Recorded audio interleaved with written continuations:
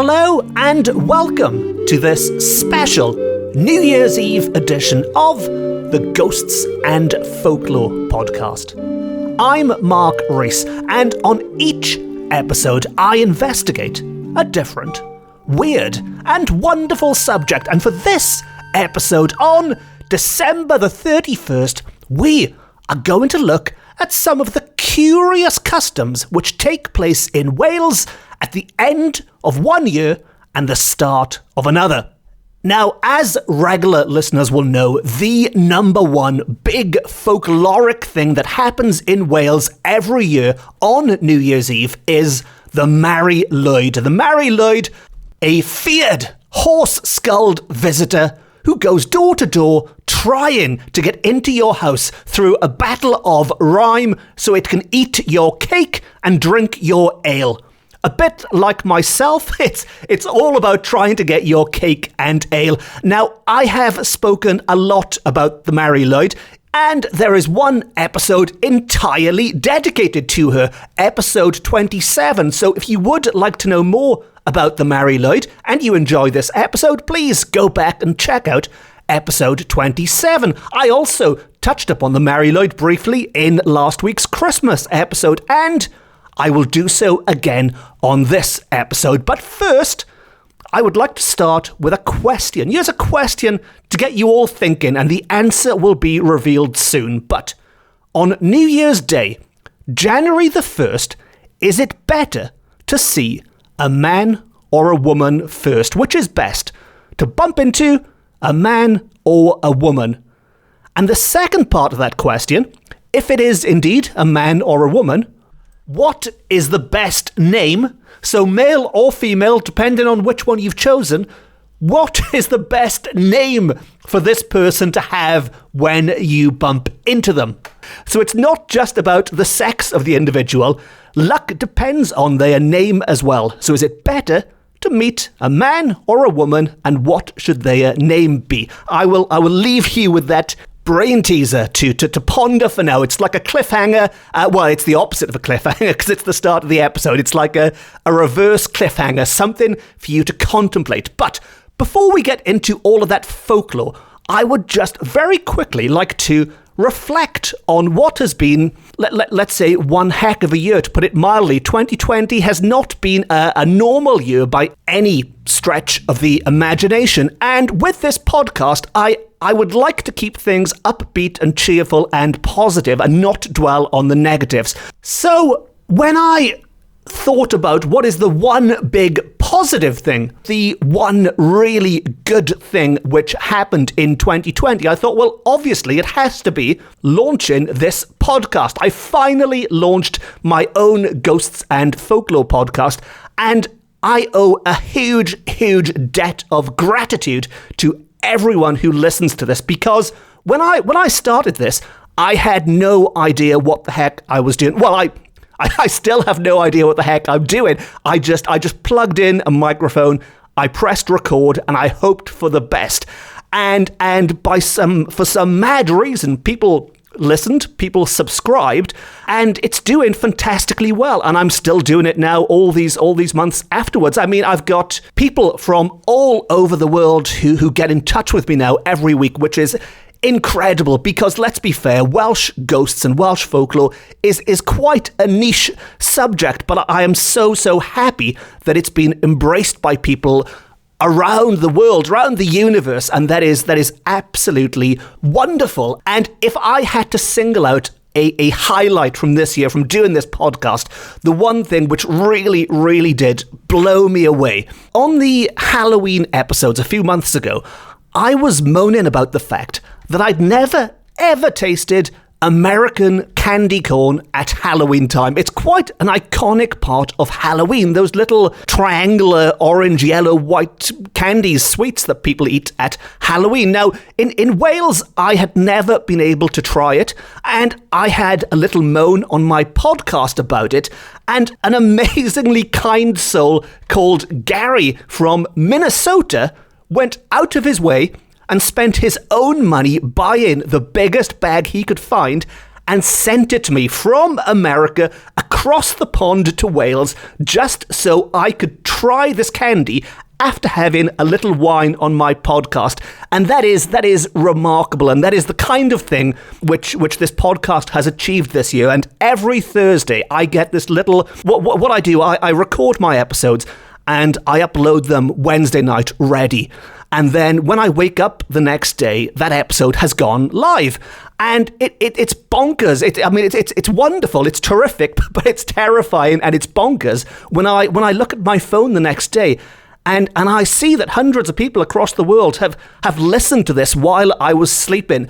And, I'll stop waffling on now, but all I really wanted to say was thank you so much for making this podcast the huge success it has become. It's gone way beyond my wildest expectations, and as a result, I will do everything in my power to keep it going every week for the foreseeable future until the Tylwyth Teg come to drag me away, until the Mari Lwyd kicks down my door and tells me to stop. Otherwise, I will keep doing this once a week, God willing. And so, finally, on to the New Year folklore. Although, actually, just very, very quickly, in case you are wondering, did I enjoy the candy corn? Because when it arrived, I put this on social media, and I said, this amazing man from America has sent me this candy corn. And a lot of Americans popped up and said, "Ugh, you're not going to like that. It's horrible. Don't eat that stuff." And you know what? I loved it. I loved it so much that I am going to make it an annual tradition. Not the begging part of it. I'm not going to beg for free sweets every Halloween, but I am certainly going to do everything I can to try and track some down each year. Stockpile it. I'll stockpile. I don't know how long it lasts for, but I'll stockpile it so I've got enough candy corn here to keep me going for years to come. Now, back to that little question, that little anti-cliffhanger I started the episode with. Which is best to meet? Is it a man or a woman on New Year's Day first? Well, this ties in with last episode's festive folklore. So if you listened to the Christmas folklore last week, this is sort of the continuation of it.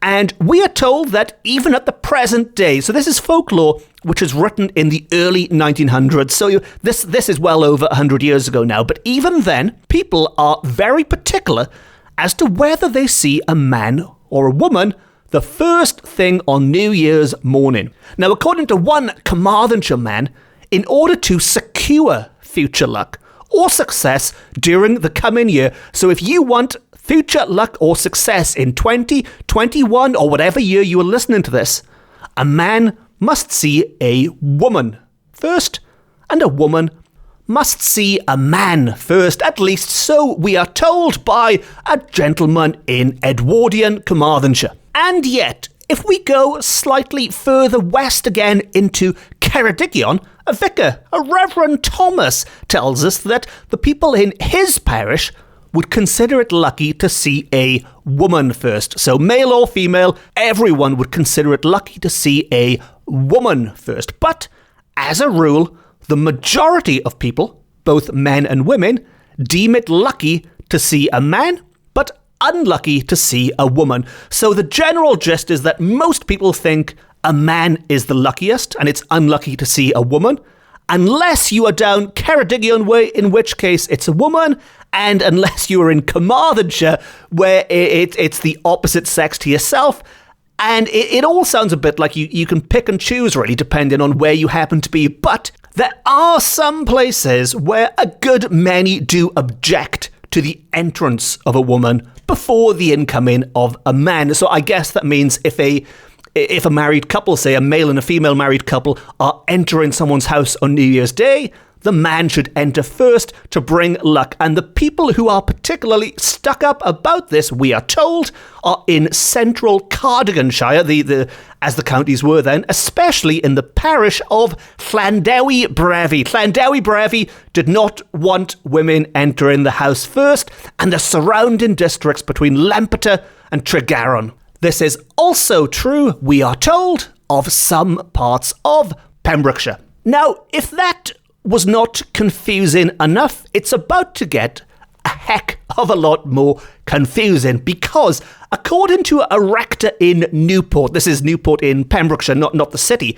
this rector in Newport believed it was lucky to see a man first as long as they had one of 4 special names. If they did not, then it was lucky to see a woman with one of 4 special names. And if they did not, then we go back to it being lucky to be in a man again, I guess. So the 4 lucky names of the men that you want to see first are David, Ivan, Sean, and or Shenkin. Now, sadly, my name is not David, Ivan, Sean, or Shenkin, so I would not be a lucky person to see first. But failing that, supposing the man was not called by any of these names, then the first person seen might as well be a woman. It might as well be a woman if your name isn't special. If your name is just Mark, like mine is, you're just a waste of time. Come back when you've got a proper name like David, Ivan, Sean, or Shenkin. And failing that, as that quote said, you might as well be a woman. But again, you might as well be a woman only if you have one of the 4 special names. And the 4 special lady names are Sian, Sioned, Mair, or Marged. Those are the 4 lucky names. Sian, Sioned, Mair, or Marged. And if the first person you were to see on New Year's Day had any of those 8 names, I guess, then we are told all would go well for that year at least. And that, you'll be glad to know, is the end of how to determine if you'll be having good luck in the coming year. You need to track down, really, some people called Sean, make friends with them and invite them round first thing, or failing that, maybe somebody called Sean or Sean, get them round on New Year's Day. Now, in that bit of folklore, it wasn't specified, but this really is, it's a morning thing, which is seen to be something which comes to an end at noon. So by 12 o'clock, I mean, if you've seen nobody by 12 o'clock, you should be safe either way. If you have seen someone by 12 o'clock, hopefully it's one of the desirable people from what we've just spoken about. But it is also said that a hare or a magpie must not cross one before 12. So it's not just those unlucky women in some places and unlucky men in others that you need to avoid. You must also keep your wits about you so no hare or magpie crosses your path before noon. So again, maybe if you lock yourself indoors, you should be safe from this wildlife. And also, the cock must not crow before supper on New Year's Day. So this is a little bit later. This is beyond noon.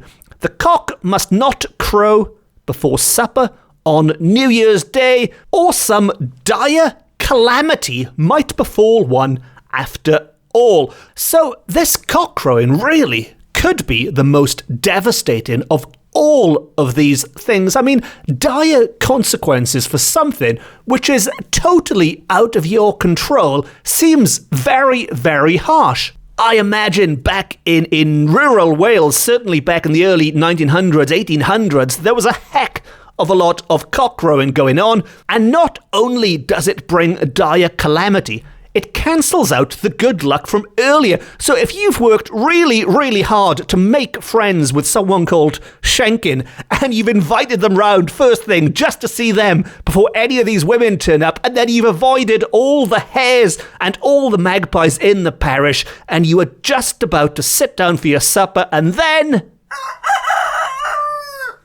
Yes, I know, any excuse to use a sound effect, and it wouldn't be an end of year on my podcast without me shoehorning in a rubbish sound effect. I hope you enjoyed that incredibly convincing depiction of a cock crowing. Now, after all that trying to divine whether you were going to have good luck or bad luck or dire calamity befalling on you, people did like to celebrate the end of one year and the start of another with a good old-fashioned party, just like we have nowadays. And this general desire to see the old year out and the new year in saw some people dancing the old year out. Some drank, yes, good old drinking. They drank the old year out, and many walked it out. And it used to be the fashion in Talabont and maybe in other places as well, that the new year was a time when people crowded into each other's houses to pass the time in storytelling and feasting. So that's how the adults partied, very similar to nowadays. Maybe the only big cultural change is there was storytelling involved back then. Nowadays, we've probably put too much emphasis on the drinking side of things and lost the storytelling side of it, which is a shame. I mean, you can still drink too much while telling fantastic stories, I think. But that was the grown-ups. As to the children, well, the children especially looked forward to New Year's morning with the greatest interest, as it was, and still is in some places, customary for them to go from house to house asking for Calennig. Now, Calennig in this description is said to be the New Year's gift. And really, I hate to do this again and again, especially on New Year's Eve, but Calennig really deserves an entire episode to itself. But briefly, Calennig, which is spelt Calennig here, but I believe the more common spelling should be with a double N, so that's Calennig, but certainly in this account, it is Calennig. I will look into that in more detail, ready for the full episode on Calennig, but it involves the children going door to door, singing songs and wishing everyone a happy new year and hopefully collecting a little bit of money at the same time. As I said, that's a very, very brief generalization of the whole thing. And you could say, in a way, it's almost a more wholesome version of the Mari Lwyd. Yes, the Mari Lwyd, which I've talked about extensively, but there's always something more to say about the Mari Lwyd.